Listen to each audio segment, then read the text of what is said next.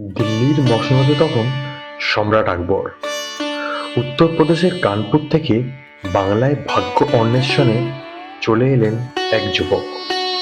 সে যদিও মোগল সেনাবাহিনীতে কাজ করত, পরে নিজের বীরত্ব আর দক্ষতায় হয়ে উঠল বাংলার জমিদার শ্রী জনার্দন উপাধ্যায়। আর সেই জমিদারি সমৃদ্ধি করল রাজা আনন্দলাল উপাধ্যায়ের সময়ে। আর স্বর্ণযুগের সূচনা হলো রানী জানকীর শাসনকালে। হ্যাঁ, আমি বলছি মহিষাদল রাজবাড়ির কথা।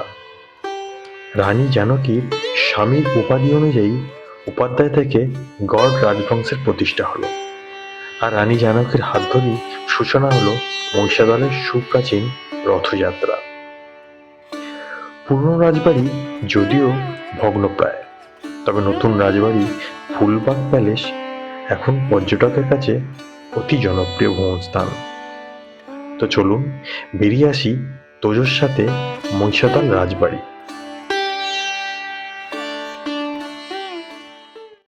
Good morning and happy new year. তো নতুন বছরের একটা নতুন সকালে আমরা একটা ছোট্ট ডে আউটিংয়ে বেরোচ্ছি তোজোকে নিয়ে। আমরা যাব মহিষাদল, দেখবো রাজবাড়ি। তো বাইক নিয়ে যাব হলদিয়া থেকে। তো চলুন বেরিয়ে যাই। তোজো, তুমি হ্যাপি নিউ ইয়ার বলে দাও। হ্যাপি নিউ ইয়ার।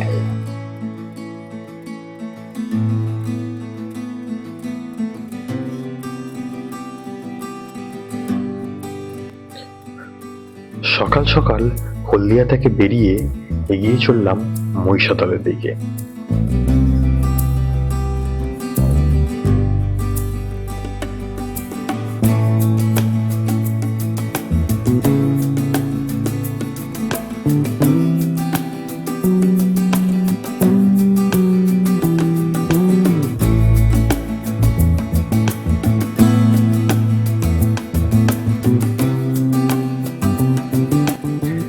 রাজবাড়ি যাওয়ার আগে ব্রেকফাস্ট সেরে নেব। আর মহিষাদলে ব্রেকফাস্ট মানেই বিখ্যাত ঘুগনি মুড়িকে বাদ দেওয়াই যায় না।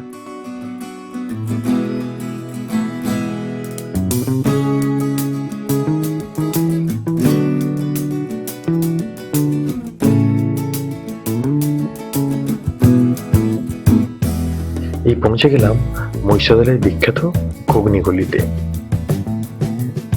আর এই সেই বিখ্যাত দোকান। বহু পুরনো এই দোকান ঘুগনি মুড়ি আর চপের জন্য সুপ্রসিদ্ধ। স্পেশাল মশলা দিয়ে তৈরি হচ্ছে ঘুগনি।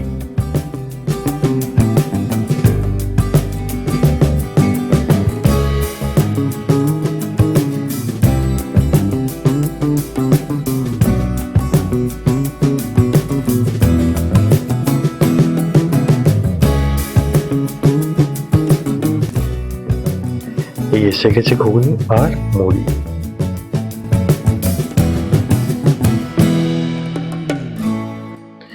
বিখ্যাত ঘুগনি মুড়ি খেয়ে এবার যাব কৈলাসনাথ মন্দির।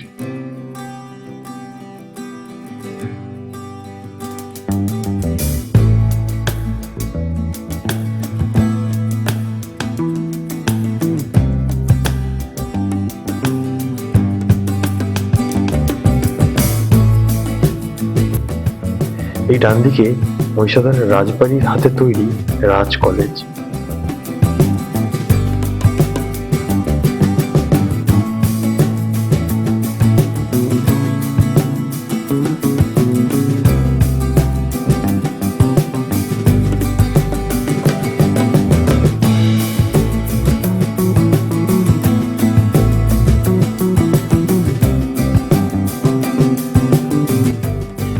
এই সেই বিখ্যাত মহিষাদলের রথ, এখন ঢাকা দেওয়া আছে।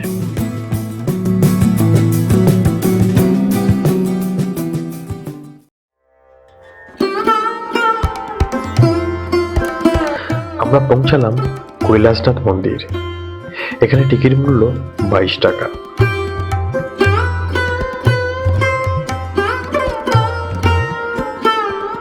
ভিতরে পরিবেশ বেশ মনোরম।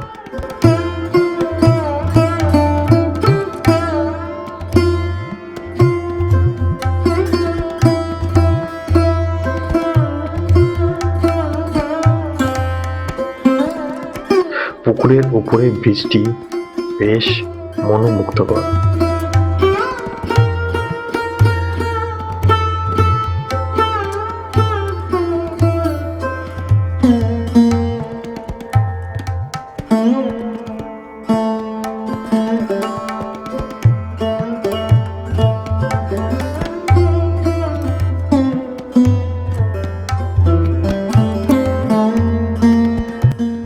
আমরা এই মন্দিরের উপরে উঠছি।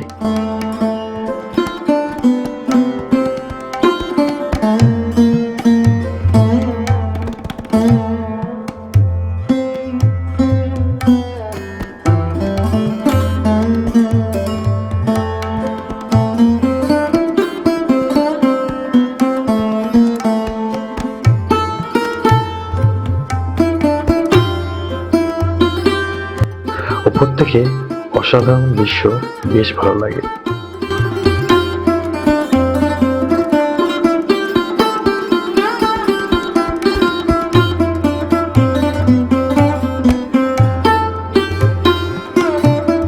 এবার আমরা ব্রিজ পেরিয়ে একবার ঘুরে আসি।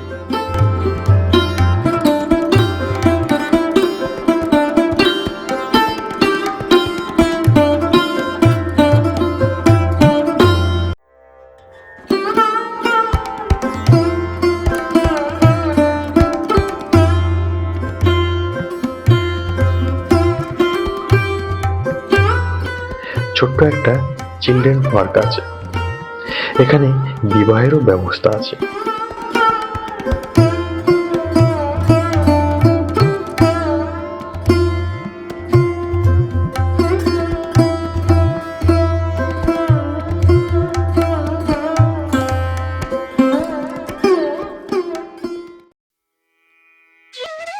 আমরা এসে পৌঁছালাম মহিষাদল রাজবাড়ি।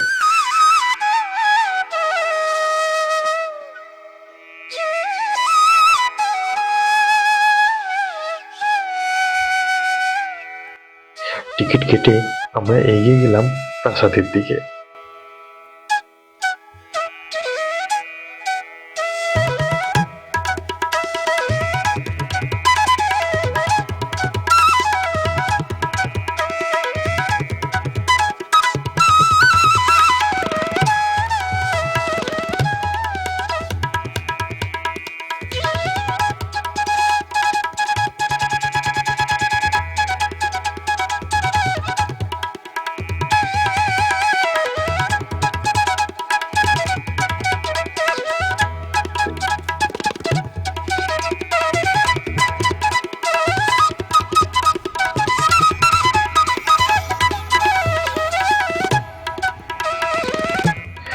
উনিশশো সালে রাজা সতীপ্রসাদ গার্গ নির্মাণ করেন এই ফুলবাড়ি প্রাসাদ।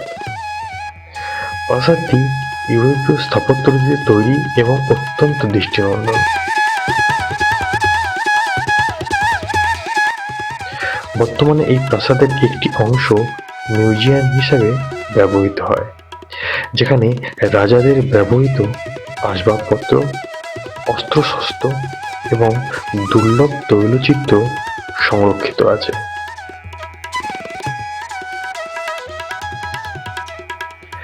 তবে ভিতরে ক্যামেরা অ্যালাউড না হয় ভিতরের ছবি দেখাতে পারলাম না। প্রাসাদ থেকে বেরিয়ে আমরা যাব পুরনো রাজবাড়ি দেখতে।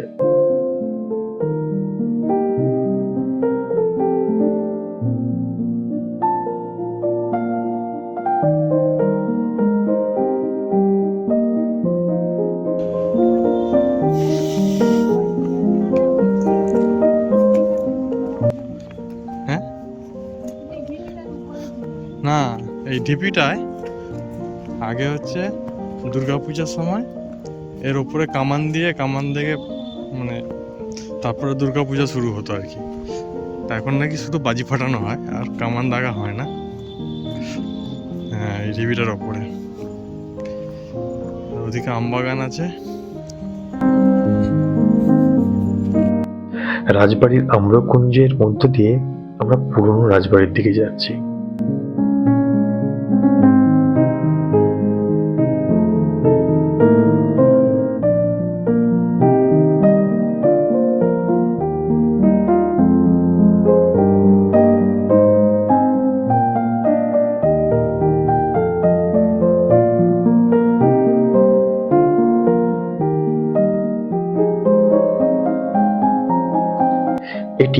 রাজবাড়ির গোপালজিউ মন্দির।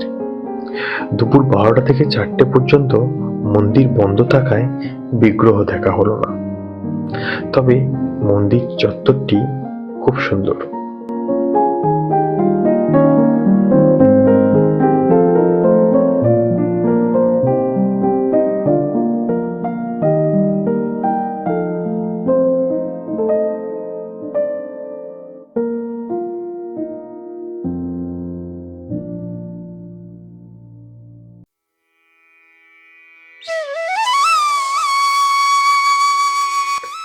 রাজবাড়ির গেট পেরিয়ে আমরা এলাম পুরনো রাজবাড়িতে।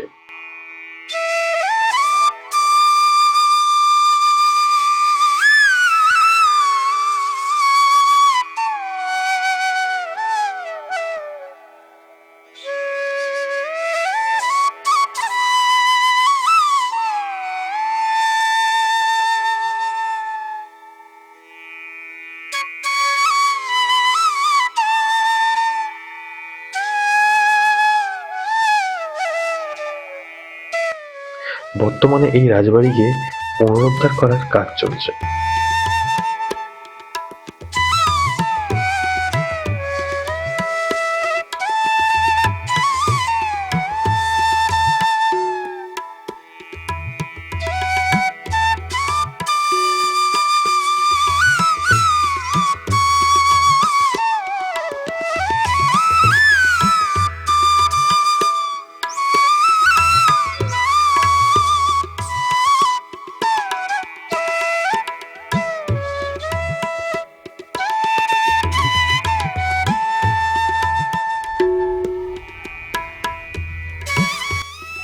পুরনো রাজবাড়ি থেকে ফিরে চললাম নতুন রাজবাড়ির দিকে। এখন লাঞ্চ খাওয়ার সময়, আর তোজো একটু পাহাড়ে চড়ে আসছে।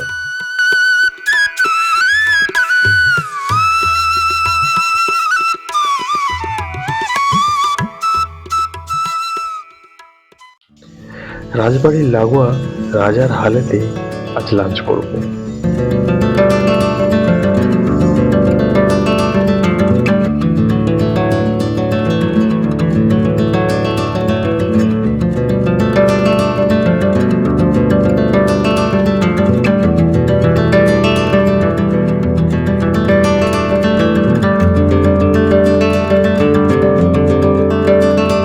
এখানে সমস্ত খাবার বেশ সুস্বাদু ছিল এবং দামেও বেশ রিজনেবল।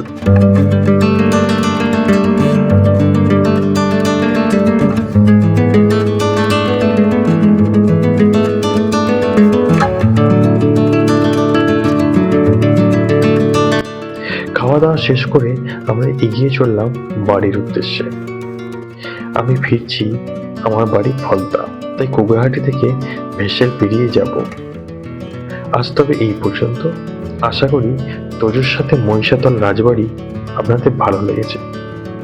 তোজোর সাথে আরো ঘুরতে সাবস্ক্রাইব করুন আর সঙ্গে থাকুন। দেখতে থাকুন ট্রাভেল উইথ তোজো।